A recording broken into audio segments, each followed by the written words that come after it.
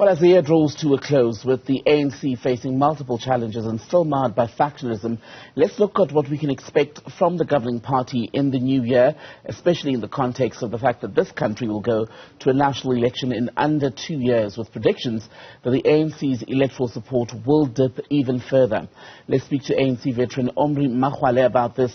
A very good evening to you, sir. Thank you for speaking to us on this Christmas evening. So, the ANC has had a rough year, to say the least. Do you expect things will get better in the new year? Yes, I'm not sure whether they will get better, but I wish that they should get better. I'm not sure it will get better, but I wish that it should get better. I wish that the new president, President Ramaphosa, should be in a position to clean the ANC, and from there clean the state and the government. And those are the things that he can do, especially cleaning the state and government. Because if he does not clean the state and government, President Ramaphosa, we've got 18 months to go before the next elections.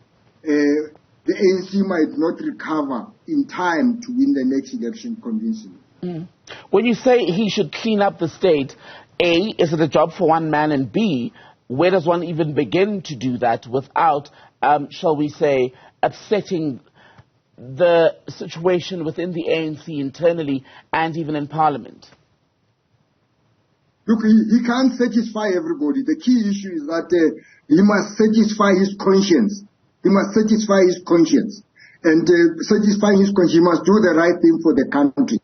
And for doing the right thing for the country, it means he must get the infrastructure, repaired. He must get ESCOM working in time. So he must appoint the right people to make sure that the minister, whoever is responsible for ESCOM, PRASA, Transnet, is the minister that is competent. And also they must appoint the board members that are competent, and they must sort out the problem. There is not a time for excuses. South African people will not be listening to excuses over load shedding, over trains that are not running between Durban and Johannesburg, and over goods that are stranded on the tracks in the freeways. So it is high time that he must satisfy his conscience and do the right thing. But he can't please everybody. We hope that the majority of the NEC will be supportive of his moves to clean the state and government. Some of his critics within the political home, the ANC, as you would have heard before the conference, have said that he himself is not exactly in a position to preach to others about behaving in the right way, given that there's still so many questions unanswered about what he did and did not know about the theft of foreign currency at his farm in Palapala. There's already been one report by the independent panel, the Section 89 panel, which said, in fact, there is grounds for him to face a formal proceeding, impeachment panel, basically, that would decide on whether or not he should, in fact, be impeached as head of state. How much do you think that's going to haunt him in 2023? Yes, that's going to affect him. Definitely, it's going to affect him. And of course, he knows better how grave that situation is with regard to Palapala and the dollars that were found in the mattresses and so on. He knows that better, and his lawyers understand that better. But he must decide whether he wants to be remembered more as the Palapala man with money in the mattress, or as the man that rescued the country, that rescued ESCOM and the electricity back, that rescued Transnet and the railways and the harbors are running properly, that rescued the country, infrastructure has been repaired, and the jobs for ordinary people, South Africans, has been created from this unemployment. He must also decide whether he is going to leave the municipalities, which the sewage is leaching into the oceans, into the rivers, or what, or he's going to make sure that the municipalities run properly. We no longer have sewage going into the harbors, whether it's Durban or Cape Town or in the Fall River. So he must decide. He's got to decide, and it's his assignment to decide. If he wants to, if he doesn't decide well, if he doesn't work well, it's up to him. But he will be remembered for what he left.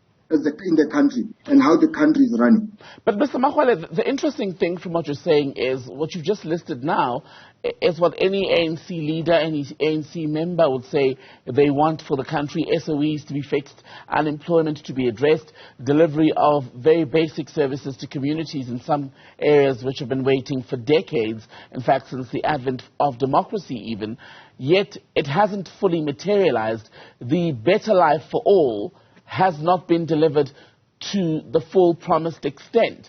If every ANC leader tells us that's what they want to see for South Africa, why has it not been delivered?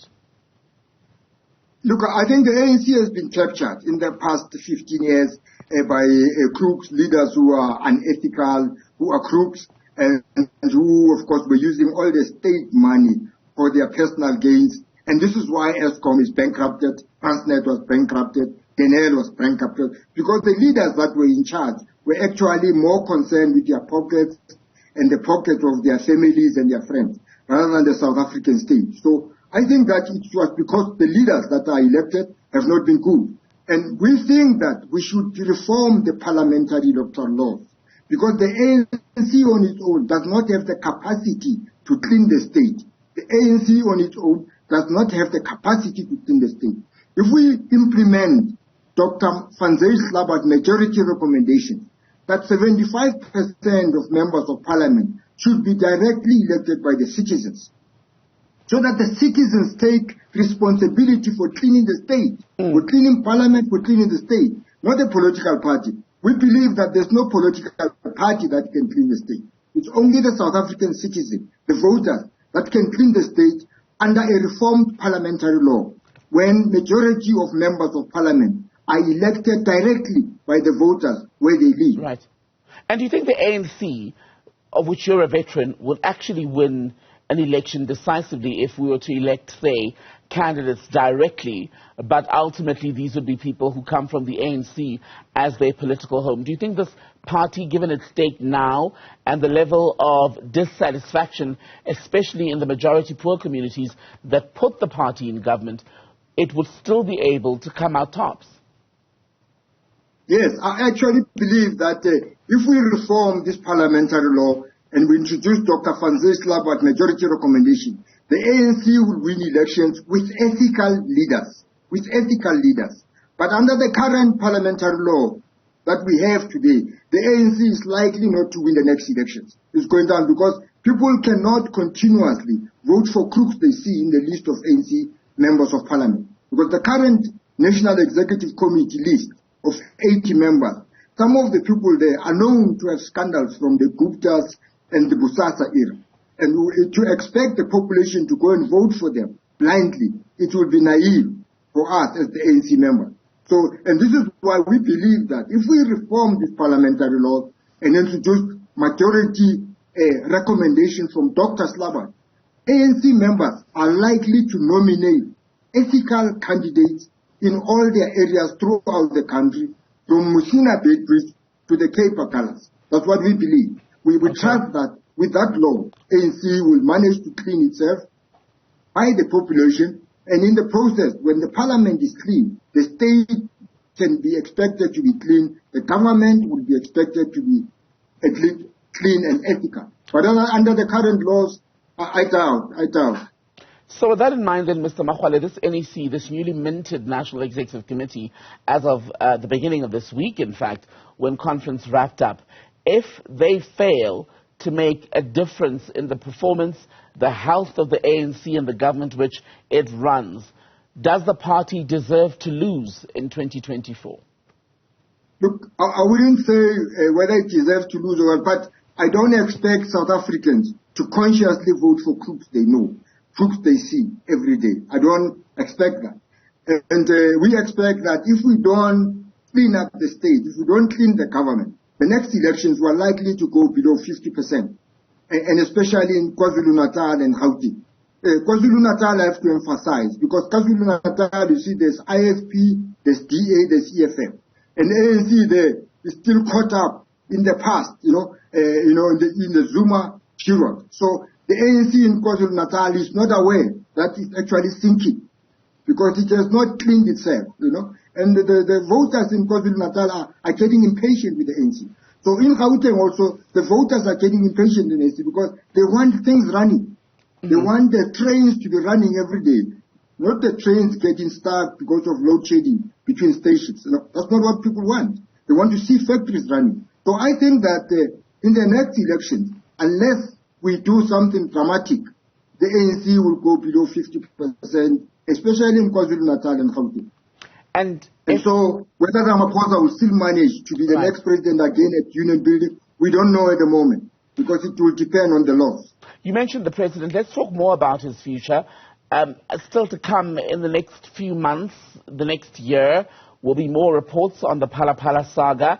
Some of them could have criminal implications if adverse findings are made against him. There have been accusations that there weren't proper declarations of foreign currency as per that money that was found stuffed in that couch. Should there be adverse findings against him on that score? Should he resign immediately, or should he be given the same grace he was given with the Section 89 report, where he's basically been allowed, according to the ANC, to basically stay in office while he takes it on review? Look, you know, as far as I'm concerned, we must treat all leaders with the same way. You know, if we say somebody who is charged must step aside, we will expect him to step aside, you know, and in line with the Integrity Commission and the step aside rule. So if he is found guilty of anything that they are wrongdoing, then he must step aside. You know, it will be unfortunate. So, but we hope maybe he will not be found in a wrong way. But if there's anything wrong he has done legally, then he must step aside. And the country must move on, because the country cannot be dependent on individuals. The country must be dependent on its citizens. This is why we want the citizens to take responsibility for the destiny of the country, rather than political parties. And this is why we want the citizens to have the right. Yes. Apologies. How big of a gamble is it, though, for a party that's already forecast by its own estimates that it's likely to see a decline in electoral support? How risky, how much of a gamble is it for that same organization to go to a conference and elect a person whose future is still so very much undecided and may be changed by the outcome of those reports? Yes, we're not saying he's guilty, but we also don't know if the findings will be in his favor. Yeah, look, under the current conditions, under the current ANC leadership, he is the best we have. It is unfortunate that the man with scandals around Palapala is regarded as the best we have at the moment, because other leaders at his level are worse off with many scandals, you know, without going through the litany of the scandals that go, whether it's the Guptas, the Busasa, you know, all these things, you know. So many of his colleagues in that NEC have got many scandals. So him with the Palapala scandal is still regarded as a better person. So it's just unfortunate that the ANC has gone to those levels of integrity, that somebody with scandals of Palapala is regarded as the best. It's actually an embarrassment and a shame for the ANC.